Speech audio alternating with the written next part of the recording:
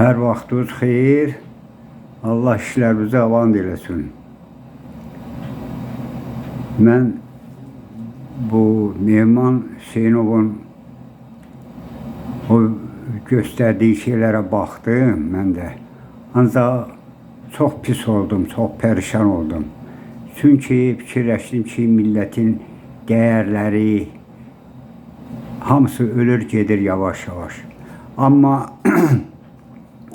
birazdan fikirləşdim ki, nə üçün bu belə olur, nə üçün bu millət, bu xalq bu günə düşür? Axı bunun milli dəyərləri, qeyrəti, namusu, vicdanı var axı. Öz-özümə sual verdim və fikirləşdim ki, bunu yaradan kimlərdir, bunu eləyən kimlərdir, təqsirkar kimlərdir? Düzdür, təqsirkar axtarmaq düzgün deyil, ancaq yenə də fikirləşdim ki, Mehman Hüseynovun evinə həmin o şeyi qoyan, gizli kameranı qoyan, sonra ondan qabaq bir jurnalist var idi qadın, onun evinə kamera qoyub onları şantaj eləyənlər, məyər fikirləşmirlər ki, bu cəmaat, bu millət ağır bir vəziyyətdə özünü müdafiə eləmək üçün müəyyən yollar axtarmalı olacaqlar. Bu məcburiyyət qarşısında qalıb Mehman elə bir şey eləyib.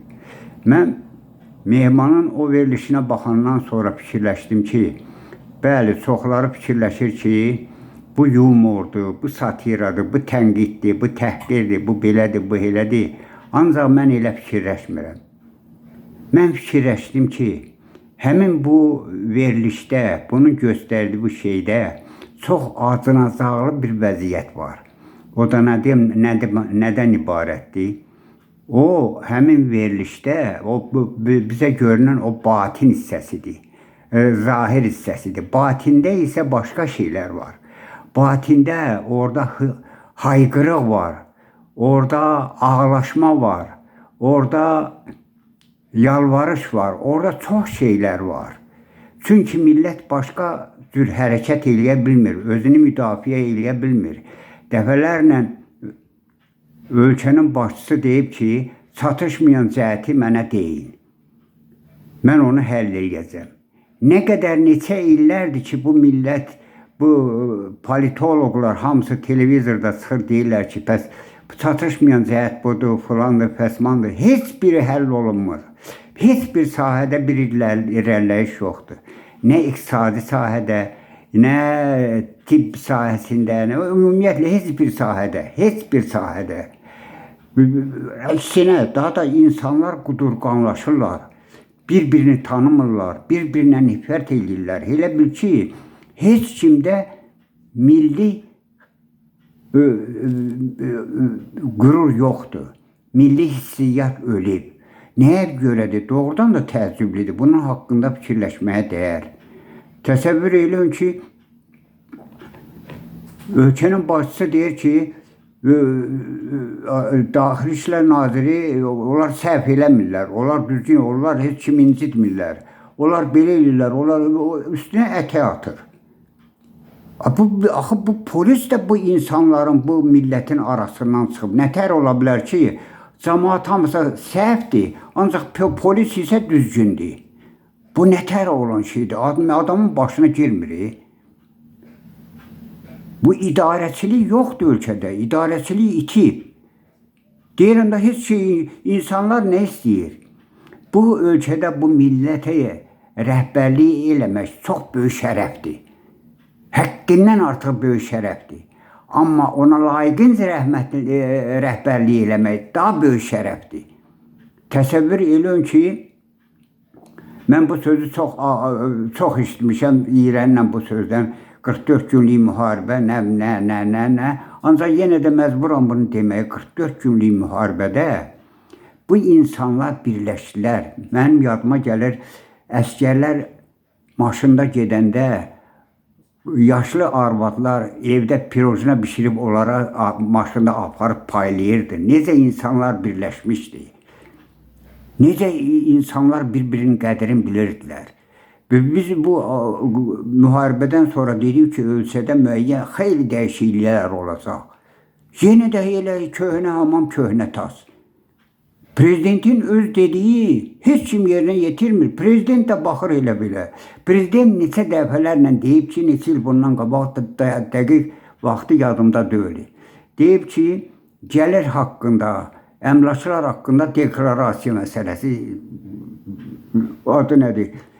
Heç kim əməl eləmir, heç kimi vecinə də deyil. Deyir, məmurlar insanların arasında olmalıdır, getməlidir, gəlməlidir. Hanı? Kimi görürsən? Deputatlar olub inzibati bir təşkilat. Heç kim xalqa yaxınlaşa bilmir, nə də xalq yaxınlaşa bilmir onlara. Bu da olub hakimiyyətin bir nüsxəsi. Ona görə də insanlar fikirləşir ki, bu vəziyyətdən necə çıxsın, nətər eləsin, bu təhqirlərə qarşı necə bir əks tədbir görsünlər ki, canları rahat olsun. Ona görə də nə qədər bəyənməsəm də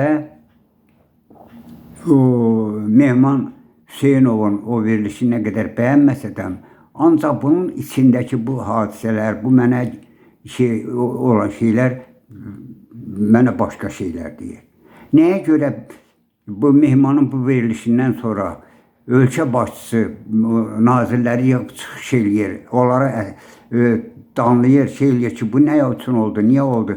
Və nə üçün Mehmanın evinə qoyulanda və yaxud o xanımın evinə qoyulanda o kamera, şantaj məqsədi üçün qoyulan kamera, niyə onu da pəs çağırıb demədi ki, bunu kim eləyib, nə üçün eləyib, niyə budur, niyə bizim adət ənənələrimizi, mənəviyyatımızı pozursunuz? Bunu kim deyər? Pəs cəmaat kimə yüz tutdun, kimə desin? Kim neynəsin cəmaat, nə iş görsün? Deyir, o Böyük Britaniyanın baş naziri Margaret Thatcher bu vəzifəyə seçiləndən sonra özü üçün İngilis dilində bir müəllim tutub. Deyir, məgər xanım Thatcher öz dilini bilmirmi? Bilir. Söhbət ondan gedir ki, rəhbərin nitqindəki bir söz bəzən kütlələrin taleyini həll edə bilər. Qardaş, sən ölkənin rəhbərisən.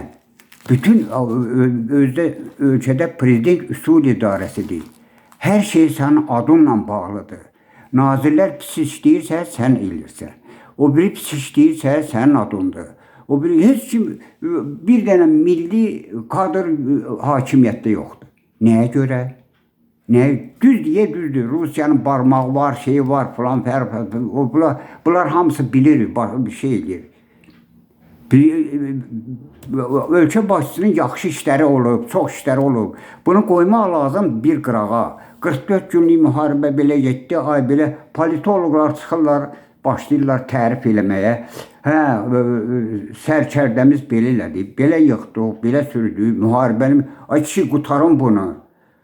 Qutarın bunu.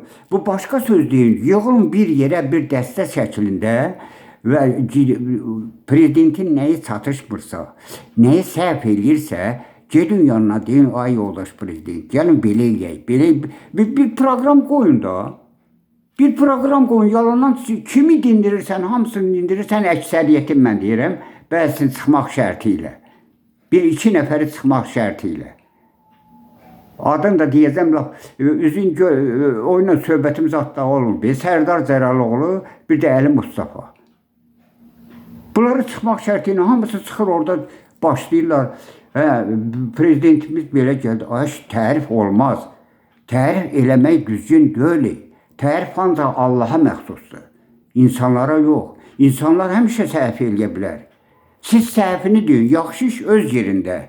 Ancaq səhvini də deyin ki, gəlin bunu belə eləyək, əl-ələ verək, bunu düzəldək, bunu şey eləyək. Ölkə nə haldadır? Başa düşmürəm. Hamısı çıxır orada ancaq tərif deyir. Başa düşmürəm. Görünən başqa şeydir. Ancaq bunlar başqa şeydir. Deyir ki, bir dəfə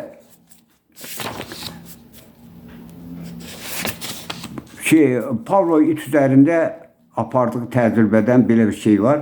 Əvvəlcə ona dairə göstərirlər. İt o dairənin mövcudluğunu qəbul edir. Sonra ona ellips göstərirlər. Ellipsdən varlığını qəbul edir.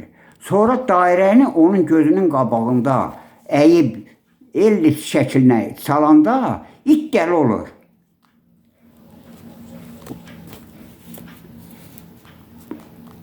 Bu it deməli bir-birini inkar edən şeyləri dərk edə bilmir. Ki, çıxırlar hamısı orada belədir, bir ölkəmiz inkişaf eləyir, ölkəmiz şey eləyir.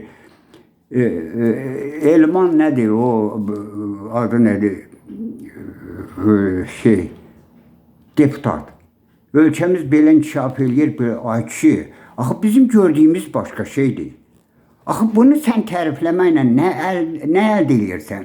Hamısı da deyir, prezidentimiz belə dedi, hamısı yıxılıb prezident. Əgər bunu prezident eləyirsə, onda sən nəyə lazımsan? Qoy prezident eləsin da. Sən ondan ötürü bu vəzifəyə gəlməmsən axı. Vallahi adam bilmir nə deyə, nə tər eləyər. Mən başqa mövzuda çıxış eləmək istəyirdim. Ancaq bu məsələni mən birinci elədim ki, ürəyimdə tutdum ki, birinci elə bunu demək lazımdır. Yaxşı, sağ olun, Allah amanatında. Səhvim oldusa, üzr istəyirəm sizdən. Dəfələrlə üzr istəyirəm, baxsız. Çünki mənim 82 yaşım var. Mən gördüyümü görmüşəm. Nisədən Stalin dövründən bəri mən rəhbərləri görmüşəm. Nə tər işləyiblər, nə işləyiblər. Ancaq bugünkü rəhbərlik kimi mən rəhbər görməmişəm. Açıq, sözün düzü. Bu dərəcədə insanlar, ölkə idarə olunmaz. Hörmətli İlham müəllim, sənə üst tutub deyirəm, sən mənim oğlum yaşdasan. Sən gəl, öz borcunu layiqincə yerinə yetir və ölkəni, daxili, xarici siyasəti demirəm, xarici siyasətdə normal gedir. Daxili siyasətdə bir dəyişiklik yapar. Bir Rus demişkən reform elə. Axı buna dözə bilmirik. Axı bunu nə tər eləyək?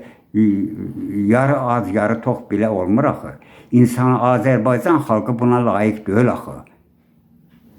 Əminəm ki, siz mənim bu yalvarışımı, bu xahişimi, bu sifarişimi qabil eləyəcəksiniz və müəyyən nəticə çıxardacaqsınız. Sağ olun, hələlik.